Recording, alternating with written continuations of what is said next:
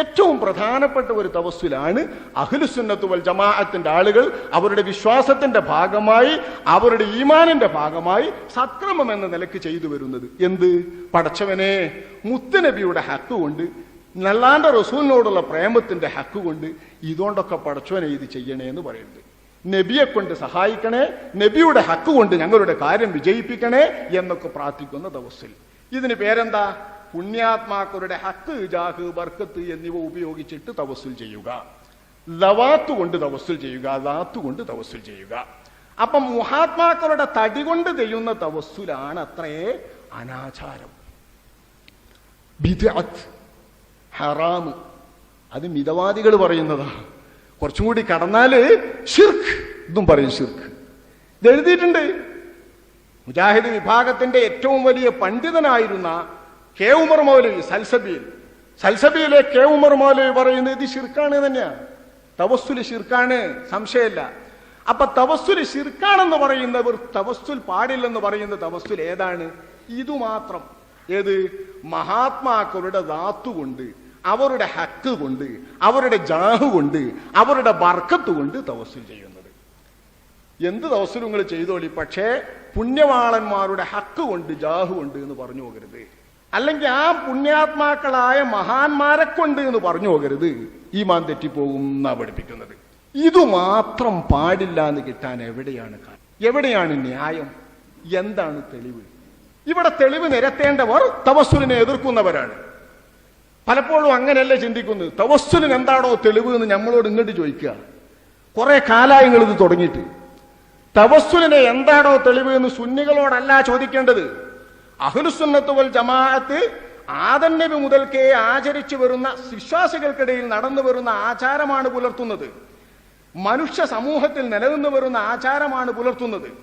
മാനുഷികമായ ആചാരം, നബിമാരനുവർത്തിച്ച ആചാരം, അള്ളാഹുവിൽ നിന്ന് ലഭിച്ച ആചാരം എന്നൊക്കെ മനസ്സിലാക്കിയിട്ട് പരമ്പരാഗതമായി നിലനിന്നു വരുന്ന ആചാരം ആചരിച്ചു വരുന്നവർക്കെതിരെ ഇത് പാടില്ല, ഇത് ശിർക്കാണ്, ഇത് ബിദ്അത്താണ്, ഇത് ഹറാമാണ് എന്ന് വിധിയെഴുതുന്നവർ എന്താണ് അതിന് ന്യായം എന്ന് നിരത്തേണ്ടതല്ലേ? അത് പറയേണ്ട ബാധ്യത ധാർമ്മികമായി അവർക്കല്ലേ? നിയമപരമായും ആ ബാധ്യത അവർക്കല്ലേ? പക്ഷെ ഇന്നുവരെ അത് നിർവഹിക്കാതെയാണ് 3/4 നൂറ്റാണ്ടു കാലം ഇവിടുത്തെ മുജാഹിദ് പ്രസ്ഥാനം, ഇവിടുത്തെ ജമാഅത്ത് പ്രസ്ഥാനം, ഇവ രണ്ടും ഉൾക്കൊള്ളുന്ന വഹാബി പ്രസ്ഥാനം ഇവിടെ പ്രവർത്തിച്ചു വന്നത്. ഞങ്ങൾക്ക് വഹാബികൾ എന്ന് പറഞ്ഞാൽ 2 കൂട്ടരുവ, ജമാഅത്തുകാര്, മുജാഹിദികൾ. പേരെന്തായാലും വേണ്ടില്ല, വഹാബി പ്രസ്ഥാനം. ഈ വഹാബി പ്രസ്ഥാനം എങ്ങനെ വന്ന്? ഹിജ്റ 8-ാം നൂറ്റാണ്ടിൽ ഇബ്നു തൈമിയ്യ എന്ന് പറയുന്ന ഒരു മനുഷ്യൻ, അദ്ദേഹം ഡമാസ്കസുകാരനാണ്. അദ്ദേഹത്തിന്റെ ചരിത്രം നമുക്ക് ധാരാളം പഠിക്കാൻ നല്ലത് മുജാഹിദുകളുടെ പ്രസംഗത്തിൽ നിന്നോ പ്രസിദ്ധീകരണങ്ങളിൽ നിന്നോ ആണ്. സൗകര്യമുണ്ടല്ലോ. അപ്പൊ ആ ഇബ്നു തൈമിയ്യ എന്ന് പറയുന്ന ആള് ഹിജ്റ 728 അയാൾ മരിക്കുന്നത്. അപ്പൊ മനസ്സിലാക്കണം, 8-ാം നൂറ്റാണ്ട്, ഹിജ്റയുടെ 8-ാം നൂറ്റാണ്ടിന്റെ കാൽഭാഗം പിന്നിട്ട ശേഷമാണ് ഇബ്നു തൈമിയ്യ മരിക്കുന്നത്. അപ്പൊ ഹിജ്റയുടെ 8-ാം നൂറ്റാണ്ടിൽ ജീവിച്ച, 8-ാം നൂറ്റാണ്ടിൽ തന്റെ പുത്തൻ വാദങ്ങൾ അവതരിപ്പിച്ച ഇബ്നു തൈമിയ്യയാണ് ചരിത്രത്തിലാദ്യമായി, ഇത് കണക്ക് വെച്ച് പറഞ്ഞോ, ചരിത്രത്തിലാദ്യമായി സമൂഹത്തിൽ നിലനിന്നു വരുന്ന, സമുദായത്തിൽ നിലനിന്നു വരുന്ന പരമ്പരാഗതമായ സദ്വൃത്തരുടെ സത്യാചാരമായ, സദാചാരമായ തവസ്സുലിനെയും ഇസ്തിഗാസയെയും പാടില്ലാന്നും ശിർക്കാണെന്നും ബിദ്അത്താണെന്നും ലോകത്താദ്യമായി മുസ്ലിം പണ്ഡിതരിൽ പറഞ്ഞയാള് ഇബ്നു തൈമിയ്യ എന്ന് പറയുന്ന ആളാ. അപ്പൊ ഹിജ്റയുടെ 8-ാം നൂറ്റാണ്ടിന്റെ മുൻപ് മുസ്ലിമീങ്ങൾക്ക് ഇത് അറിഞ്ഞൂടാ.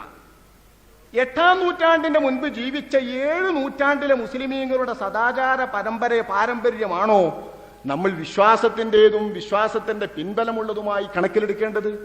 അതല്ല ഒറ്റപ്പെട്ട ഒരാൾ പറയുന്ന അഭിപ്രായമോ? ഇത് വിവരമുള്ള ആളുകൾ, സാധാരണ ബോധമുള്ള സാധാരണക്കാർ ചിന്തിക്കേണ്ട വിഷയമാണ്. ഇത് ഞാൻ ചോദിക്കുന്നത്, എഴുതുന്നത് നമ്മുടെ നുസ്രത്തില്, അതുപോലത്തെ പ്രസിദ്ധീകരണങ്ങളിൽ എഴുതുന്നു, പരസ്യമായി കിട്ടുന്ന വേദികളിലൊക്കെയും ചോദിക്കുന്നു. വ്യക്തമായി പരസ്യമായി ചോദിക്കുന്ന ചോദ്യമാണ്. അത് ഇന്നും ഒരു വെല്ലുവിളി എന്നോണമുള്ള ചോദ്യമാണ്. ഇബ്നു തൈമിയ്യക്ക് മുൻപ് തവസ്സുലും ഇസ്തിഗാസയുമായി നടത്തി വരുന്ന ഇന്നത്തെ ആചാരം ഇസ്ലാമിക വൃത്തത്തിൽ നിന്ന് പുറത്തു പോകുന്ന ശിർക്കാണെന്നോ ബിദ്അത്താണെന്നോ ഹറാമാണെന്നോ ഏതെങ്കിലും ഒരു പണ്ഡിതൻ, അറിയപ്പെട്ട ഒരു പണ്ഡിതൻ ഏതെങ്കിലും കിതാബിലോ വാക്യത്തിലോ എഴുതിയത് തെളിയിക്കാൻ പുതിയ പ്രസ്ഥാനക്കാർക്ക് കഴിയില്ല. അത് കഴിയില്ല. അത് പരസ്യമായി ഇത്തരം വേദികളിൽ തന്നെ ഞങ്ങൾ പറയുകയാണ്, നിങ്ങളൊക്കെ സാക്ഷ്യം നിർത്തിയിട്ട്. വാസ്തവത്തിൽ ഈ തവസ്സുല് നിലനിൽക്കുന്നതോ എത്ര നൂറ്റാണ്ടായി? തവസ്സുലുകാർ പറയാ ഹാക്കിം നിവേദനം ചെയ്ത ഹദീസ് പോരാ, അത് ബലം പോരാന്നാ. അത് ബലം പോരാ, സ്വഹീഹല്ല, ലൈഫ അല്ല, മൗദുആ. ഓരോന്ന് ഇഷ്ടം പോലെ പറയല്ലേ. സ്വഹീഹും മൗദുആക്കെ പിടിച്ചു നിർത്തി ചോദിച്ചു നോക്കിയാലല്ലേ കിട്ടുള്ളൂ. ഈ കൂട്ടക്കാരൊന്ന് പിടിച്ചു നിർത്തി ചോദിക്കാൻ എന്നൊക്കെ അവസരം തേടുന്നുണ്ട് നമ്മളെന്നറിയോ?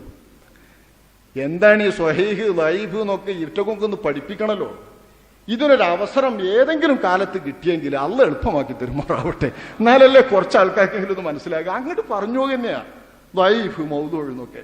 അപ്പൊ ഹാക്കിം നിവേദനം ചെയ്ത ഹദീസ് ലൈഫ് ആയിക്കോട്ടെ, സമ്മതിക്കാൻ. മൗദു ആണ് തന്നെ സമ്മതിച്ചോളാം.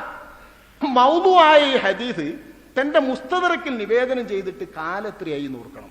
കാലത്രയായി. ഇമാം ഹാക്കിം മരണപ്പെടുന്നത് ഹിജറ 405 ശ്രദ്ധിക്കണം നിങ്ങൾ. ഹിജറ 405 മരണപ്പെടുന്നയാളാണ് ഇമാം ഹാക്കിം. ഇമാം ബൈഹഖി ഹിജറ 458 മരണപ്പെടുന്നയാളാണ്. ഹിജറ 458.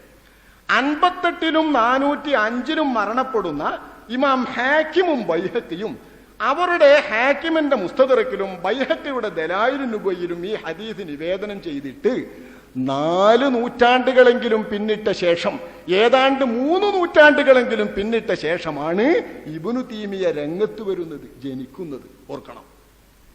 അപ്പൊ ഇബ്നു തീമിയയുടെ 3 നൂറ്റാണ്ട് മുൻപ് ഈ ഹദീസ് ഹാക്കിമിന്റെ മുസ്തദറക്കിൽ കിടക്കുന്നുണ്ട്.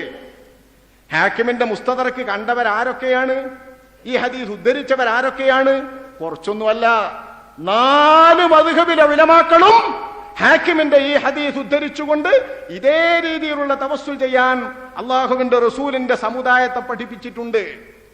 ആരംഭ നബി കരീം സ്വല്ലല്ലാഹു അലൈഹി വസല്ലമ തങ്ങളെ കൊണ്ട് തവസ്സുൽ ചെയ്താൽ ഇതേ രീതിയിൽ പഠിപ്പിച്ചിട്ടുണ്ട്. ഹാക്കിമിന്റെയും ബൈഹഖിയുടെയും നിവേദനം ചെയ്ത ഹദീസുകൾ ഉദ്ധരിച്ചുകൊണ്ട് തന്നെ അള്ളാഹുവിന്റെ റസൂലിന്റെ സ്വഹാബാക്കൾ ഉപയോഗിച്ച വാക്കുകളിൽ നിന്ന് മനസ്സിലാക്കിക്കൊണ്ട് ബഹുമാനപ്പെട്ട ഇമാമുകൾ പഠിപ്പിച്ചിട്ടുണ്ട്. ഹാക്കിമിന്റെ ഈ ഹദീസ് നിവേദനം ചെയ്തിട്ട് 3 നൂറ്റാണ്ടെങ്കിലും കഴിഞ്ഞ ശേഷം വന്ന 728 മരണപ്പെട്ട ഇബ്നു തീമിയയാണ് ഇത് പറയുന്നത്. തവസ്സുൽ സുന്നത്താണ് നീന്റെ മുമ്പ് മൂല്യന്മാർ എഴുതി വെച്ചിട്ടുണ്ട്. ഇമാം നവവി റളിയല്ലാഹു അൻഹു. ഇമാം നവവി റളിയല്ലാഹു അൻഹു ഇബ്നു തീമിയയുടെ മുമ്പല്ലേ? ആണ്. എത്രയോ കാലം മുമ്പാണ്.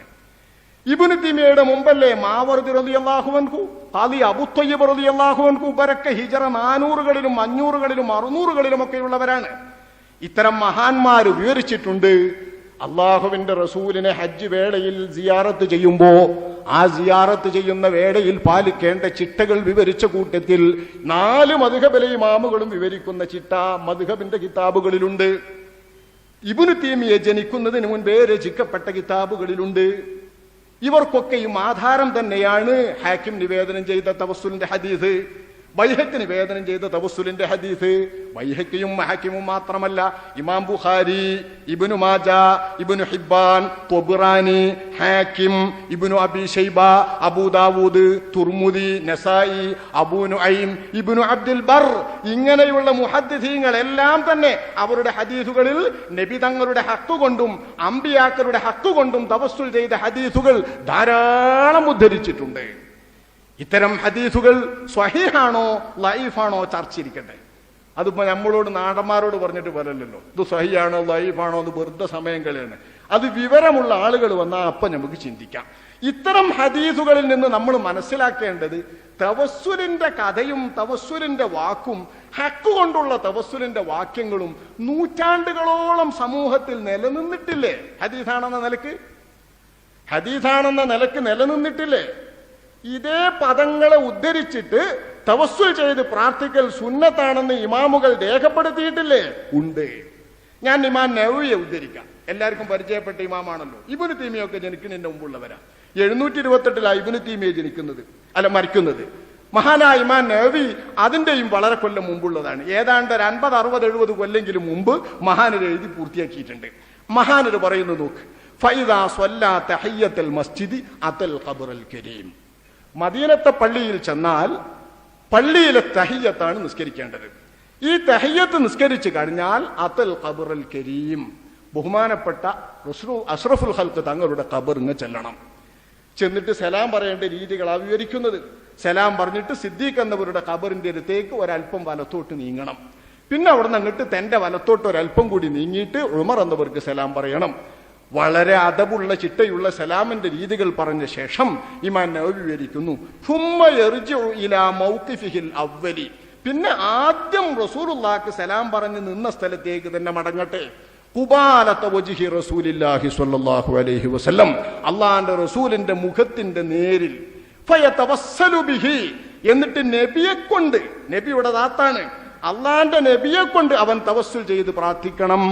ഫീ ഹഖ്ഖി നഫ്സിഹി, അവന്റെ സ്വന്തം കാര്യത്തിൽ.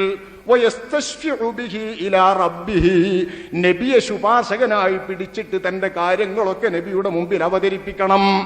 അള്ളാന്റെ റസൂലിലേക്ക് നബിയെ ഷഫീആയി പിടിച്ചിട്ട് കാര്യങ്ങൾ വെക്കണം.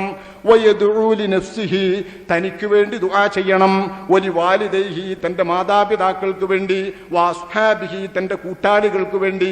വമൻ അഹ്സന ഇലൈഹി, തനിക്ക് ഔദാര്യവും ഗുണവും ചെയ്തവർക്ക് വേണ്ടി. വസായിരിൽ മുസ്ലിമീൻ, മറ്റെല്ലാ മുസ്ലിമീങ്ങൾക്കും അവിടെ നിന്ന് ഇപ്രകാരം ദുആ ചെയ്യണം. ഇമാം നവവിയുടെ അദ്കാർ ഇന്നത്തെ പുതിയ നുസ്ഖ 205 പേജിൽ വളരെ വ്യക്തമായി വിവരിക്കുന്നുണ്ട്. ഇതൊരു കിതാബിനേ ഉള്ളൂ, ധാരാളം കിതാബിലുണ്ട്. ഇമാം നവവി തന്നെ തന്റെ ശർഹുൽ മുഹദ്ദബിൽ സുമ്മ യർജിഉ ഇലാ മൗഖിഫിഹിൽ അവ്വൽ ഖുബാലത വജ്ഹി റസൂലില്ലാഹ് വയതവസ്സലു ബിഹി വയസ്തശ്ഫിഉ ബിഹി ഇലാ റബ്ബിഹി സുബ്ഹാനഹു വതആല, ഇസ്തിശ്ഫാഉൻ തവസ്സുലും ചെയ്യണം അല്ലാഹുവിന്റെ റസൂലിന്റെ തിരുഹദ്റത്തിൽ നിന്നിട്ട്. ശർഹുൽ മുഹദ്ദബ് 8274. ഇങ്ങനെയുള്ള തവസ്സുലും ഇസ്തിശ്ഫാഉം എന്നാണ് സമൂഹത്തിൽ നിന്ന് മുറിഞ്ഞു പോയത്? ഇല്ല, ഒരു കാലത്തും മുറിഞ്ഞു പോയിട്ടില്ല. അനുസ്യൂതം നിലനിന്നു വരുന്ന മുസ്ലിമീങ്ങളുടെ പാരമ്പര്യമാണിത്. സദ്വൃത്തരുടെ സദാചാരമാണിത്. അമ്പിയാക്കളിൽ നിന്ന് പകർന്നു കിട്ടിയതാണിത്. തെളിവിന്റെ പ്രമാണത്തിന്റെ പിൻബലമുള്ളതാണിത്. ഈ സത്ക്രമങ്ങളെയാണ് ഇപ്പോ ബിദ്അത്താണ് എന്ന് പറയുന്നത്. ദുരാചാരമാണ്, ഹറാമാണ് എന്ന് നന്ന ചുരുങ്ങിയല്ലേ, ശിർക്കാണ് എന്ന് കുറച്ചും കൂടി കട്ടി കൂടിയല്ലേ. അപ്പൊ ശിർക്കെന്നും ബിദ്അത്തെന്നും ആരോപിക്കുന്ന ഈ തവസ്സുൽ സുന്നത്താണെന്നാണ് ബഹുമാനപ്പെട്ട ഇമാമുകൾ പറയുന്നത്. ഈ സുന്നത്തായ തവസ്സുലിനെ ഹക്ക് കൊണ്ടാവട്ടെ, ജാഹ് കൊണ്ടാവട്ടെ, ബർക്കത്ത് കൊണ്ടാവട്ടെ, എന്താണ് അതിലൊരു അരുതായ്മ? ഒരരുതായ്മയുമില്ല.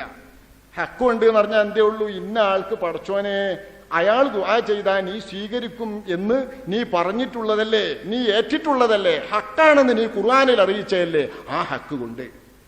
പടച്ചോനെ പല പ്രവാചകന്മാരെ നീ ബർക്കത്തുള്ളവർ എന്ന് പറഞ്ഞതല്ലേ, അങ്ങനെയുള്ള മഹാത്മാക്കൾക്ക് ബർക്കത്തുണ്ടെന്ന് ഞങ്ങൾ അതിൽ നിന്ന് മനസ്സിലാക്കി, ആ ബർക്കത്ത് കൊണ്ട്. പല പ്രവാചകന്മാർക്കും ജാഹുണ്ട് അല്ലാഹുവിങ്കൽ എന്ന് നീ പഠിപ്പിച്ചതല്ലേ, വകാന ഇൻദല്ലാഹി വജീഹാ മുബാറക, ഇതൊക്കെ നബിമാരെ കുറിച്ച് ഖുർആനിലുള്ളതാണ്.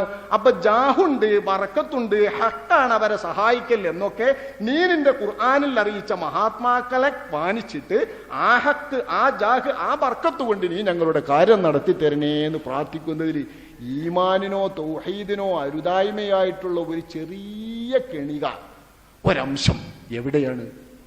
ബുദ്ധിയുള്ളവരൊന്ന് ആലോചിച്ച് നോക്കി, വിവരമുള്ളവരൊന്ന് ചിന്തിച്ചു നോക്കി, കാണില്ല. പിന്നെ ഇത് മാത്രം എന്തുകൊണ്ട് ഹറാമെന്നോ ഇസ്തിഗാസ പോലെ ശിർക്കെന്നോ പറയുന്നത്?